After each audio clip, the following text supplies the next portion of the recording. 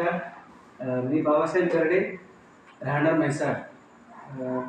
Me art of living teacher आहे आणि सुरुवातीला मी पाण्याबद्दल माहिती ऐकली होती, मेडिकल वॉटरबद्दल ऐकलं होतं आणि माझे मित्र आहेत विशाल तळासर, तर ते मला माहिती सांगण्यासाठी आले आणि ते पाहिली मी पाण्याचं.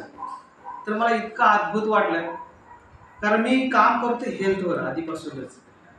तर सुरुवातीला मी योगामधून लोकांना आजारातून बाहेर काढणे, टेन्शनमधून बाहेर काढण्याचं करत होतो. पण काही लोक आजाराचे स्वतः झोपून आहेत, त्यांनी काय करणार? आपल्या लहान मुलांना आपण लवकर याच्यात आणू शकत नाही. त्यासाठी मग मी काही औषधं बनवली पंचगव्यामध्ये. पंचगव्याचं ट्रेनिंग केलं, गोमूत्रापासून औषधं बनवायला चालू केली आणि त्यातून काही लोकांना बाहेर पण काढले मी आजारातून. पण लोकांना गोमूत्राचा वास सुद्धा सहन होत नाही, काही लोक ते घेत नाही. त्यानंतर मी नॅचरोपॅथ शिकलं. आहार फक्त बदला आणि बरे व्हा, पण लोकांना टेस्ट सुद्धा सोडायची नाही.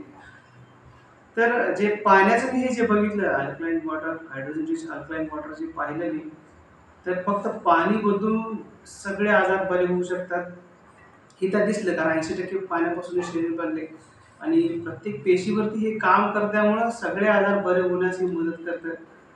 मग मी हे मशीन माझ्यासाठी बसवलं, घरामध्ये घेतलं आयनायझर.